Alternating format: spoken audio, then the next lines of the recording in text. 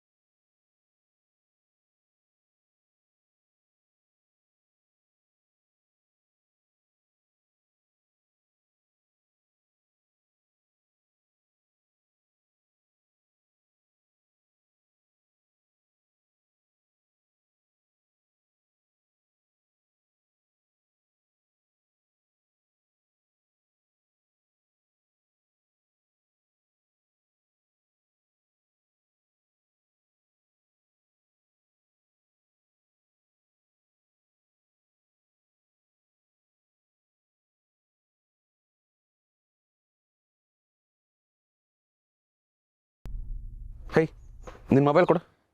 ಕೊಡಲೇ, lock open ಮಾಡು. ಮಾಡ.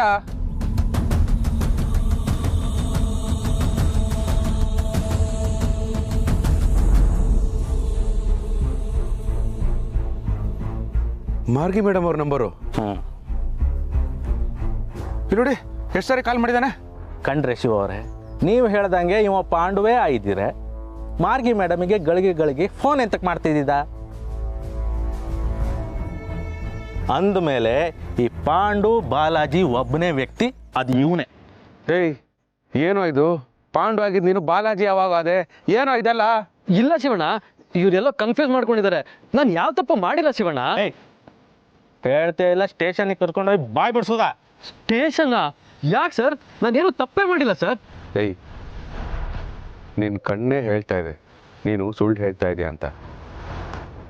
ನೋಡು ಪಾಂಡು, ನೀನು ನಿಮ್ಮ ಫ್ಯಾಮಿಲಿಗೋಸ್ಕರ ಬೆಂಗಳೂರಿಗೆ ಬಂದೆ ಅಂತ ನನ್ನ ಹತ್ರ ಹೇಳಿದೆ. ಇವಾಗ ನೀನು ಅನ್ಯಾಯವಾಗಿ ಪೊಲೀಸ್ ಹತ್ರ ಸಿಕ್ಕಾಕೊಂಡ್ರೆ ನಿನ್ನ ಫ್ಯಾಮಿಲಿ ಬೀದಿಗೆ ಬರುತ್ತೆ. ಯೋಚನೆ ಮಾಡು.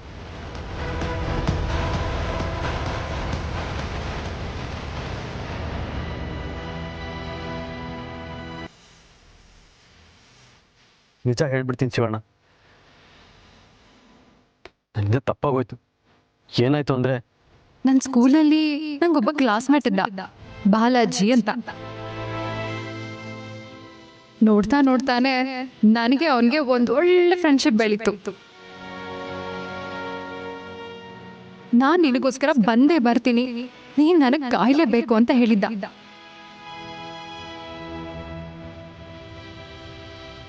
ನಾನು ಕಾಯ್ತಾನೇ ಇದ್ದೀನಿ. ಅವನಿನ್ನೂ ಬಂದಿಲ್ಲ. ಇಷ್ಟೇ ಆಗಿದೆ ಶಿವಣ್ಣ, ನನಗೆ ಕಷ್ಟ ಬಂತ, ಅದಕ್ಕೆ ಈ ಐಡಿಯಾ ಯೂಸ್ ಮಾಡಿ ದುಡ್ಡು ಇಸ್ಕೊಂಡೆ. ಇದು ಬಿಟ್ಟರೆ ಇನ್ನೇನು ಮಾಡಿಲ್ಲ ಶಿವಣ್ಣ, ನನ್ನಣೆ.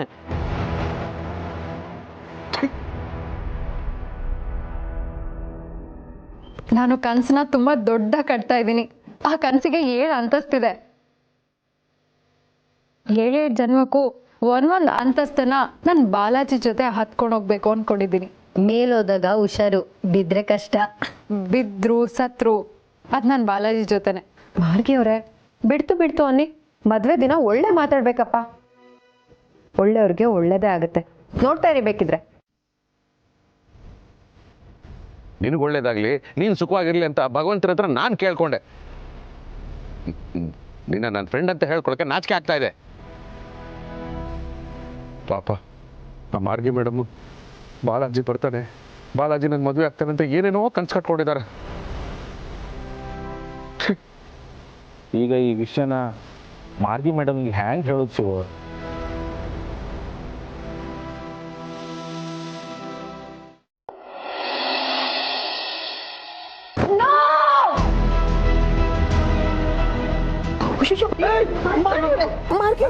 ಗಿರಿ ನೋಡು, ಮಾರ್ಗಿಯವ್ರೆ, ನೀನು ಕಶೋರಿ ನೀರು ಕೊಡಿ. ಮಾರ್ಗಿಯವ್ರೆ, ಮಾರ್ಗಿಯವ್ರೆ, ಮಾರ್ಗಿಯವ್ರೆ. ಮಾರ್ಗಿ ಮೇಡಮ್ ತೊಗೊಳ್ಳಿ ಮೇಡಮ್, ನೀರು ಕುಡೀರಿ. ಬೇಡ ಸರ್.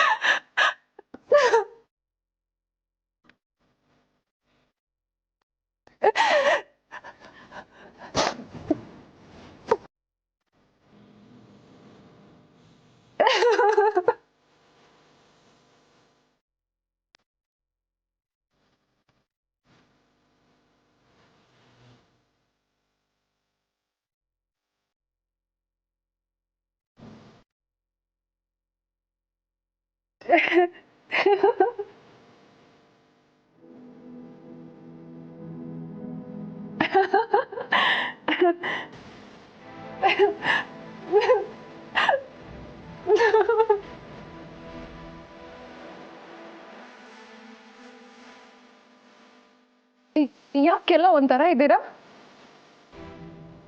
ಏನಾಯ್ತು? ಓಹೋ, ಮಾರ್ಗಿ ಮದುವೆ ಮಾಡಿ ಏರ್ಪೋರ್ಟಿಗೆ ಡ್ರಾಪ್ ಮಾಡಬೇಕು ಅಂತನಾ? ಅದೆಲ್ಲ ಎಲ್ಲ ಆಗತ್ತೆ ಬಿಡಿ ಅಲ್ವಾ ಗಿರ್ಜ ಅವ್ರೆ?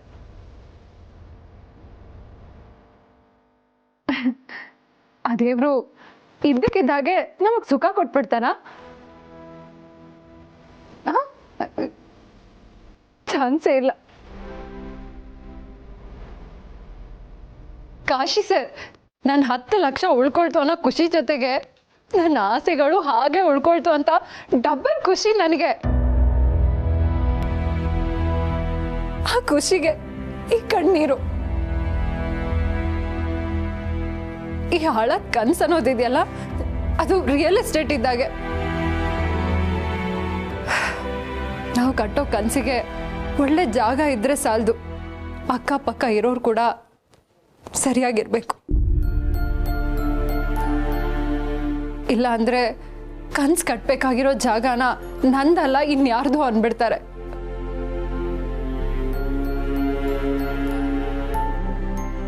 ನೋಡಮ್ಮ, ಆಗೋದೆಲ್ಲ ಒಳ್ಳೇದಕ್ಕೆ ಕಣಮ್ಮ.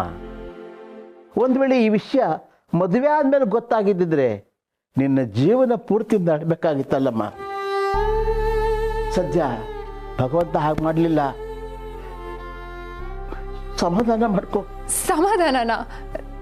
ನಗ್ತಾ ಇದ್ದೀನಿ ನಾನು, ಅಳ್ತಾ ಇಲ್ಲ ನೋಡಿ. ನಿಮ್ಮ ಮನಸ್ಸಲ್ಲಿ ಎಷ್ಟು ನೋವಿದೆ ಅಂತ ನಮಗೆ ಗೊತ್ತು, ದಯವಿಟ್ಟು ಅಳ್ಬೇಡಿ. ಹೆಣ್ಮಕ್ಳು ಅಳೋದ್ರಲ್ಲಿ ಸ್ಪೆಷಲ್ ಏನಿದೆ ಗೌರಿ ಅವರೇ? ನನ್ನ ಜೀವನದಲ್ಲಿ ನಡೆದಿರೋ ಒಂದು ಘಟನೆ ಇಟ್ಕೊಂಡು ಎಂತ ಆಟ ಆಡ್ಬಿಟ್ಟ ಅವನು. ಅವನಿಗೆ ಶಾಪ ಹಾಕೋಷ್ಟು ದೊಡ್ಡವಳು ನಾನಲ್ಲ, ಆದರೆ ನನಗಾಗಿದ್ದ ಥರ ಇನ್ಯಾವ ಹೆಣ್ಮಕ್ಳಿಗೆ ಆಗ್ತಾ ಇದ್ರೆ ಸಾಕು.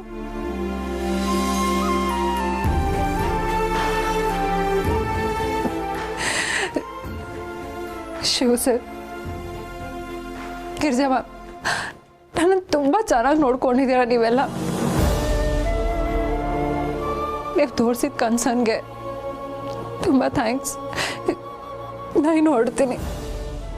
ಮಾರ್ಗಿ ಮೇಡಮ್ ನೋಡಿ, ನೀವು ಒಂಟಿ ಅಲ್ಲ, ನಾವೆಲ್ಲರೂ ನಿಮ್ಮ ಜೊತೆ ಇದ್ದೀವಿ. ಯಾವುದೇ ಕೆಟ್ಟ ನಿರ್ಧಾರ ತಗೊಳ್ಳೋದಕ್ಕೆ ಹೋಗಬೇಡಿ. ನಿಮ್ಮ ಮನಸ್ಸಲ್ಲಿರೋ ಪ್ರೀತಿ ನಿಜವಾಗ್ಲೂ ಸ್ಟ್ರಾಂಗ್ ಆಗಿತ್ತು ಅಂದರೆ ಆ ದೇವರು ನಿಮಗೊಂದು ಪ್ರೀತಿನ ಕಳಿಸ್ತಾನೆ. ಏನೇ ಆಗಲಿ, ನಾವೆಲ್ಲ ನಿಮ್ಮೊಟ್ಟಿಗಿದ್ದು. ಈಗ ನಿಮ್ಮನ್ನು ಮನೆಗೆ ಬಿಟ್ಟು ಬರ್ತೆ.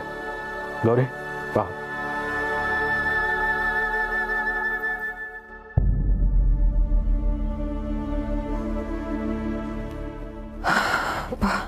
ಸದ್ಯ ಮಾರ್ಗಿಯವರು ಈ ಸಮಸ್ಯೆಯಿಂದ ಹೇಗೋ ಬಚಾವಾದ್ರಲ್ಲ, ಅಷ್ಟು ಸಾಕು. ಹಾಂ, ದೇವಸ್ಥಾನಕ್ಕೆ ಹೋಗಿ ಒಂದು ಪೂಜೆ ಮಾಡಿಸ್ಕೊಂಬಂದ್ಬಿಡ್ತೀನಿ.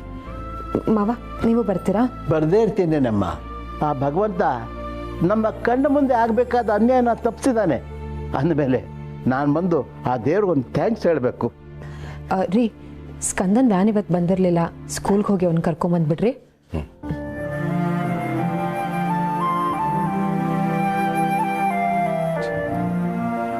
ಎಂಥ ಕೆಲಸ ಆಗೋಯ್ತು ಭಗವಂತ. ಅವತ್ತು ನಾನು ಪಾಂಡುಗೆ ಸುಖ ಕೊಡು ಅಂತ ಕೇಳಿದಾಗ, ಒಂದು ಜೀವ ಸುಖವಾಗಿರಬೇಕು ಅಂದರೆ ಇನ್ನೊಂದು ಜೀವ ದುಃಖ ಪಡಬೇಕು ಅಂತ ನೀನು ಹೇಳಿದ್ದೆ. ಆವಾಗ ನನಗೆ ಅರ್ಥ ಆಗಿರಲಿಲ್ಲ. ಆದರೆ ಆ ದುಃಖ ಪಡೋ ಜೀವ ಮಾರ್ಗಿ ಮೇಡಮ್ ಅಂತ ಇವತ್ತು ಗೊತ್ತಾಯಿತು. ಏನೋ ಒಟ್ಟಿನಲ್ಲೆಲ್ಲ ಸರಿ ಹೋಯ್ತಲ್ಲ, ಅಷ್ಟೇ ಸಾಕು.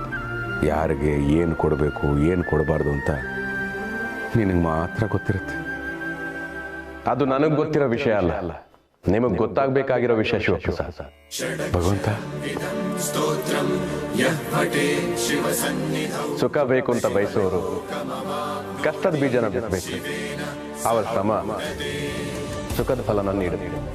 ಅಂದರೆ ಮಾರ್ಗಿ ಮೇಡಮು ಜೀವನದಲ್ಲಿ ಮುಂಚೆ ಸುಖವಾಗಿದ್ರು, ಅದಕ್ಕೆ ಈಗ ಕಷ್ಟಪಡ್ತಾ ಇದ್ದಾರೆ ಅಂತ ಹೇಳ್ತಾ ಇದೆಯಾ?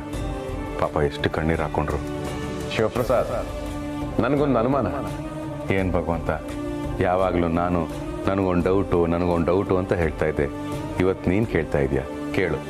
ಸಮಸ್ಯೆ ಬಾಯಿಯವರೆಗೆ ಹೋಗಿ ತಪ್ಪಿಸ್ಕೊಂಡು ಬರೋದು ಒಳ್ಳೇದು ಕೆಟ್ಟದ್ದು? ಏನು ಭಗವಂತ ಹೀಗೆ ಹೇಳ್ತಾ ಇದೆಯಾ? ಒಳ್ಳೇದೇ ಅಲ್ವಾ?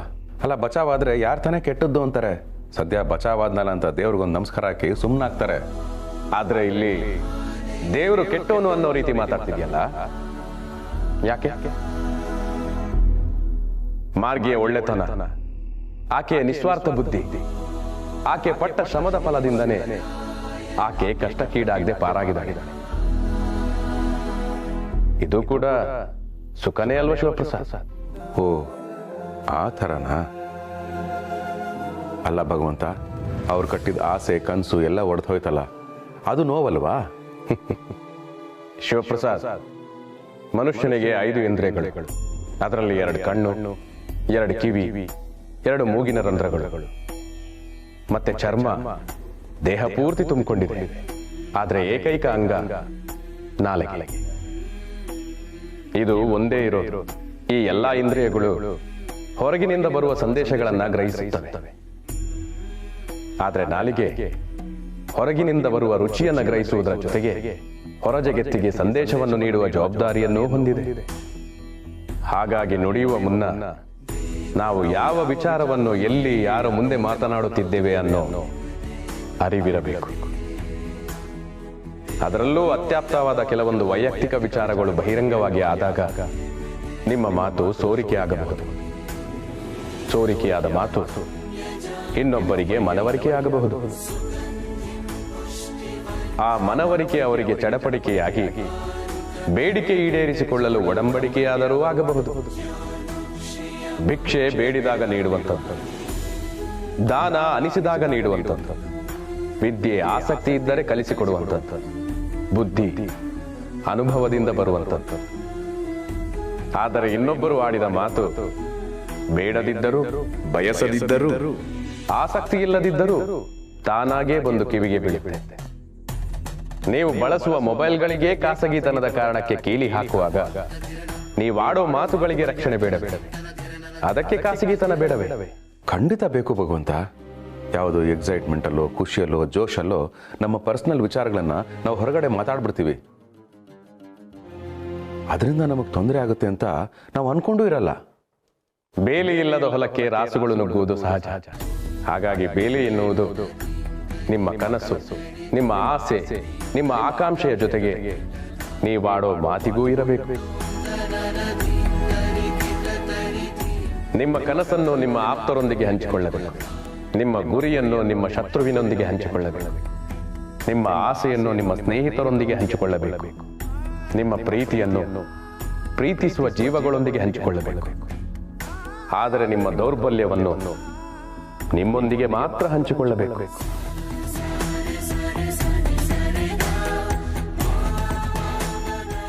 ಕೊನೆಯದಾಗಿ ಒಂದು ಮಾತು, ನಿಮ್ಮ ಪ್ರೀತಿ ಸಿಗಲಿಲ್ಲ, ವಿಫಲವಾಯಿತು ಎಂದು ಕೊರಗದಿರಿ, ನಿರಾಶರಾಗದಿರಿ, ಪ್ರಾಣ ಕಳೆದುಕೊಳ್ಳದಿರಿ. ನಿಷ್ಕಲ್ಮಶವಾಗಿ ಪ್ರೀತಿಸಿದ ಪ್ರತಿಯೊಂದು ಹೃದಯಗಳಿಗೂ ವೈಫಲ್ಯ ಸಾಮಾನ್ಯವೇ. ಆದರೆ ನಿಮ್ಮಿಂದ ದೂರವಾದ ಪ್ರೀತಿ ನಿಮ್ಮ ಹತ್ತಿರ ಬರಲು ಹೆಚ್ಚು ಸಮಯ ಬೇಕಿಲ್ಲ. ಅದೇ ಪ್ರೀತಿ ಸಿಗದಿದ್ದರೂ ನಿಮ್ಮ ನಿಷ್ಠೆಗೆ ಅನುಗುಣವಾಗಿ ನಾನೇ ನಿಮಗೆ ಒಂದು ಹೃದಯವನ್ನು ಕಳುಹಿಸಿಕೊಡುತ್ತೇನೆ. ಅಲ್ಲಿಯವರೆಗೂ ಪ್ರಾಮಾಣಿಕವಾಗಿ ತಡವಾದರೂ ಬಲವಾದದ್ದೇ ಸಿಗುವುದು. ಅದೇ ಬಲವಂತವಾದರೆ ಭಗವಂತನೋ ಸಿಗುವುದಿಲ್ಲ.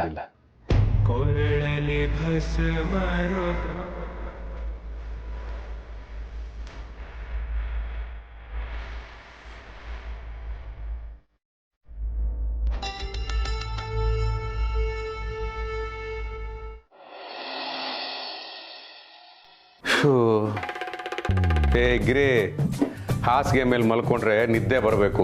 ನಮ್ಮನೆ ಹಾಸಿಗೆ ಮೇಲೆ ಮಲ್ಕೊಂಡ್ರೆ ಯಾರೋ ಗುದ್ದಂಗೆ ಆಗುತ್ತಲ್ಲಿ. ಯಾಕೆ ಹಂಗಾಗಿದೆ ರೀ? ಗುದ್ದದಂಗಾಗದೆ ಇನ್ನೇನು ಮುದ್ದು ಮಾಡ್ದಂಗ ಇರುತ್ತೆ. 3 ತಿಂಗಳಿಂದ ಹೇಳ್ತಿದ್ದೀನಿ ಆ ಹಾಸಿಗೆಗೆ ಹತ್ತಿ ತುಂಬಿಸಿ ಅಂತ. ಕೇಳ್ತೀರಾ ನನ್ನ ಮಾತು? ನಾನು ಹೇಳೋದು ಯಾವುದನ್ನು ತಲೆಗೆ ಹಾಕೊಳ್ಳಲ್ವಲ್ಲ ನೀವು? ತಾಳ್ಮೆ ತಾಳ್ಮೆ.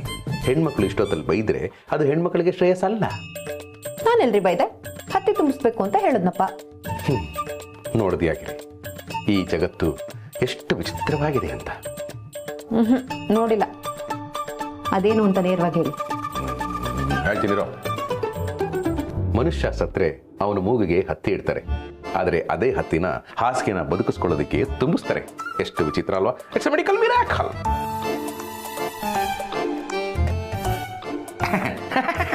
ನನಗೆ ಗೊತ್ತಿತ್ತು ನೀನ್ ನಗಲ್ಲ ಅಂತ, ಆದ್ರೂ ನಾನು ಜೋಕ್ ಮಾಡಿದೆ. ಯಾಕೆ ಹೇಳು? ಸ್ವಲ್ಪ ದೂರ ನಿಂತ್ಕೊಳ್ಳಿ, ನಾನು ನಿಮ್ಗೇನೋ ಕೊಡ್ಬೇಕು. ಕೊಡ್ತೀಯ ಅಂತಾನೆ ಹತ್ರ ಬರ್ತಾ ಇರೋದು. ನೀನ್ ನೋಡಿದ್ರೆ ದೂರ ನಿಂತ್ಕೊಳ್ಳಿ ಅಂತ ಹೇಳ್ತಾ ಇದ್ದಿಲ್ಲ. ಆಯ್ತಾಯ್ತಾಯ್ತಾಯ್ತಾಯ್ತಾಯ್ತು.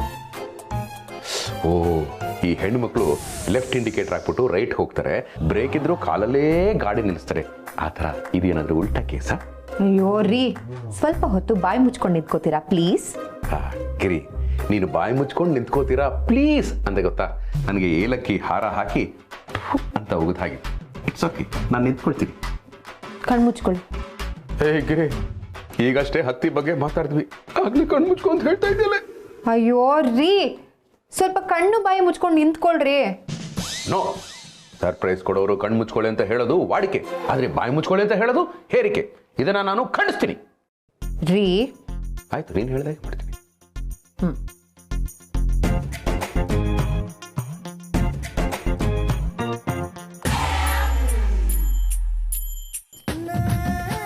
ಈಗ ಖಂಡಿಸ್ತಿರೋ ಅಥವಾ ಕಣ್ಣು ಗೊತ್ಕೋತಿರೋ ನೀವೇ ನೋಡಿ.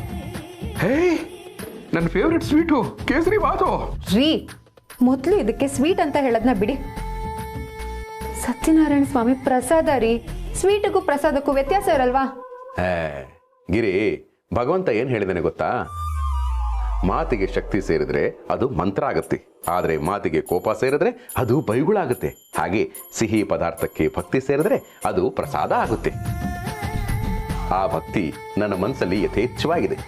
ಈ ಸ್ವೀಟ್ ಎಷ್ಟಿಷ್ಟ ಅಂತ ನಿನಗೆ ಗೊತ್ತಿಲ್ವಾ? ಗೊತ್ತು ರೀ, ಕಮಲಮ್ಮನ ಮನೇಲಿ ಇವತ್ತು ಸತ್ಯನಾರಾಯಣ ಪೂಜೆ ಇತ್ತು, ಹೋಗಿದ್ದೆ. ನಿಮ್ಗೆ ಈ ಪ್ರಸಾದ ಇಷ್ಟ ಅಂತಾನೆ ನಾನು ತಿಂದೆ, ನಿಮ್ಗೆ ಅಂತಾನೆ ಎತ್ತಿಟ್ಟಿದ್ದೀನಿ. ಊಟ ಮಾಡ್ಬೇಕಿದ್ರೆ ಕೊಡ್ಬೇಕು ಅನ್ಕೊಂಡೆ, ಏನೋ ಯೋಚನೆಯಲ್ಲಿ ಮರ್ತು ಬಿಟ್ಟೆ ರೀ. ಈ ಪ್ರಸಾದದಲ್ಲಿ ನಿಮ್ಗರ್ಧ ನನಗರ್ಧ. ಈ ಶಿವಪ್ರಸಾದನಲ್ಲಿ ಅರ್ಧ ಪ್ರಸಾದ ನೀನೇ ಅಲ್ವಾ? ನಿನಗಿಲ್ದೇ ಇರೋ ಪ್ರಸಾದನ ತಗೋ.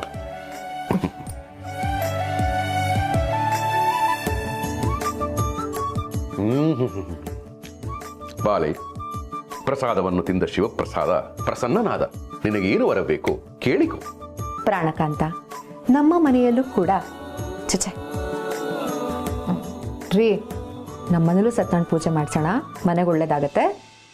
ಓ, ನಮ್ಮನೇಲಿ ಸತ್ಯನಾರಾಯಣ ಸ್ವಾಮಿ ಪೂಜೆ, ಅಕ್ಕಪಕ್ಕದವರು ನೆಂಟಿಷ್ಟನ್ನೆಲ್ಲ ಕರೆದುಬಿಟ್ಟು, ಇದಕ್ಕೇನಾ ಅವಾಗಲಿಂದ ಇಷ್ಟೊಂದು ಪ್ರೀತಿ ತೋರಿಸಿದ್ದು? ನೋಡಿಗಿರಿ, ಪೂಜೆ ಮಾಡಿದ್ರೆ ಒಳ್ಳೇದಾಗುತ್ತೆ ಅನ್ನೋ ನಂಬಿಕೆನ ನಾನು ಗೌರವಿಸ್ತೀನಿ, ಆದರೆ ಅದನ್ನ ಫಾಲೋ ಮಾಡಲ್ಲ. ಯಾಕೆಂದ್ರೆ ನಾನು ಶ್ರಮಜೀವಿ, ಕೆಲಸನೇ ದೇವರು ಅಂತ ಪೂಜೆ ಮಾಡೋನು. ಈ ಅನ್ನೆಸರಿ ಬಡ್ಜೆಟ್ ಎಲ್ಲ ಬೇಡ. ಹೇಗಿದ್ರು ನೀನು ವ್ರತಗಳು ಮಾಡ್ತಾ ಇರ್ತಿಲ್ಲ, ಅದನ್ನೇ ಫಾಲೋ ಮಾಡು. Okay, good night. ರೀ